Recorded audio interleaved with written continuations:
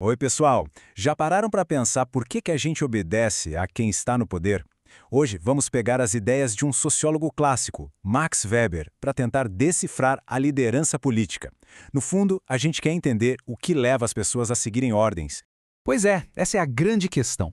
Quando um governo, um chefe, alguém dá uma ordem, por que a maioria de nós obedece? É só por medo de ser punido? Ou será que tem algo mais aí, uma espécie de concordância, de crença de que aquilo é o certo a se fazer? É esse quebra-cabeça que a gente vai montar aqui.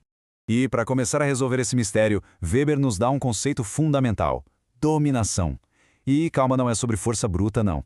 Dominação, para ele, é quando o poder se torna estável, se torna previsível. É aquele momento em que obedecer vira quase um hábito, porque existe uma crença de que quem manda tem de fato o direito de mandar. Essa frase do cientista político Norberto Bobbio resume a ideia perfeitamente. Legitimidade é isso. É um consenso. É quando a obediência acontece sem precisar de ameaça, de força, o tempo todo. As pessoas simplesmente concordam com aquele poder. Sabe, é a diferença entre ser só um chefe e ser um verdadeiro líder. Ok, então, como é que um poder se torna legítimo? Weber viu 3 caminhos principais, que ele chamou de tipos puros. Vamos começar pelo primeiro, o mais antigo de todos, a dominação tradicional. Aqui, a resposta para a pergunta por que obedecemos é muito simples. Porque sempre foi assim. A autoridade vem do peso do passado, do respeito por costumes que estão aí há gerações e gerações. Ninguém nem questiona muito, simplesmente se aceita. O ponto central aqui é que se obedece a uma pessoa, a figura do Senhor, e não a uma lei escrita, impessoal. Pensem nos reis que herdavam o trono de seus pais. E embora pareça uma coisa lá do passado, a gente ainda vê traços disso hoje em dia. Seja nas monarquias que ainda existem, ou até em formas de poder local baseadas em famílias tradicionais. Agora vamos para o segundo tipo. E ele é praticamente o oposto do tradicional. Ele não olha para o passado, de jeito nenhum. Ele olha para qualidades, assim, extraordinárias de uma única pessoa. A palavra-chave aqui é carisma. É uma palavra que vem do grego e significa tipo um dom divino. A legitimidade, nesse caso, nasce da fé que as pessoas têm de que aquele líder possui qualidades quase sobre-humanas. Um heroísmo, uma sabedoria, um poder de inspirar que ninguém mais tem. A obediência aqui é totalmente pessoal, é emocional. E o mais interessante sobre o carisma é a natureza dele. Ele quebra as regras, ele desafia a tradição. É uma força revolucionária, sabe? E reparem nos exemplos, tem gente de todo o espectro político. Isso mostra que o carisma é uma ferramenta. Pode ser usado tanto para libertar um povo quanto para oprimi-lo. E com isso a gente chega no terceiro e último tipo, que é a base da grande maioria dos estados como a gente conhece hoje. Aqui, a lógica muda completamente. A gente não obedece mais a uma pessoa, seja um rei por tradição ou um herói carismático. A gente obedece às leis. Nós acreditamos que as regras são válidas e que a pessoa que ocupa um cargo de poder chegou lá de forma legal, seguindo essas regras.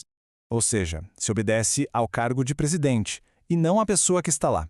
A autoridade vem da Constituição, das leis, e não do indivíduo. E o que faz tudo isso funcionar? A burocracia. Aquele sistema organizado, previsível, baseado em regras e competências que mantém o Estado funcionando no dia a dia. Esse quadro aqui deixa tudo bem claro, né? De um lado, a tradição, baseada no sempre foi assim. No meio, o carisma, que é pura devoção a uma pessoa fora do comum. E, por fim, o modelo legal-racional, baseado na nossa crença nas leis. São 3 lógicas bem diferentes para responder à mesma pergunta. Por que a gente obedece? Tá, mas por que uma teoria de mais de 100 anos atrás ainda é tão importante? Porque ela é uma lente de aumento incrível para a gente entender a política de hoje. Vamos ver como tudo isso se aplica agora. Essa comparação é muito reveladora.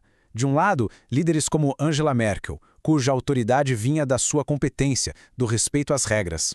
É um poder mais previsível, mais estável, vamos ser sinceros, até meio chato. Do outro, líderes como Donald Trump ou Jair Bolsonaro, cujo poder vem de uma conexão pessoal, emocional, que gosta de quebrar as regras. É a política da emoção contra a política do procedimento. E é aqui que entra um elemento que o Weber, claro, não podia prever. A internet. As redes sociais, gente, mudaram o jogo completamente. Elas criaram um ambiente perfeito para uma explosão do carisma na política de hoje.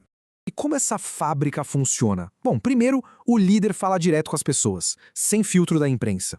Segundo, os algoritmos amam conteúdo que gera emoção, então as mensagens mais radicais acabam ganhando mais visibilidade.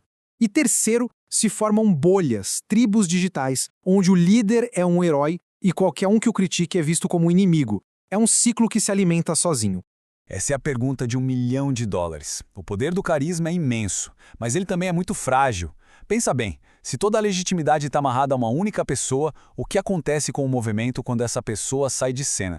O próprio Weber já tinha previsto 3 caminhos possíveis. O primeiro é a rotinização.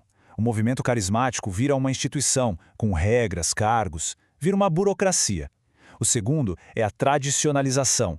O poder se torna uma dinastia, passa de pai para filho. Mas o destino mais comum, infelizmente, é a crise. Sem o líder, o movimento se quebra em brigas internas e pode até desaparecer. E assim a gente chega no grande dilema das democracias de hoje. De um lado, a estabilidade das instituições, das leis, da previsibilidade. Do outro lado, o apelo sedutor de líderes que prometem romper com tudo isso em nome de uma conexão direta, emocional com as pessoas. E a gente termina com esse desafio. Uma pergunta para a qual não existe resposta fácil. A teoria de Weber não dá a solução, mas ela nos dá as ferramentas para entender a tensão central da nossa época. Como equilibrar a necessidade de regras estáveis com o desejo das pessoas por liderança e por mudança. Essa é a questão que define a política do nosso tempo. Valeu, pessoal!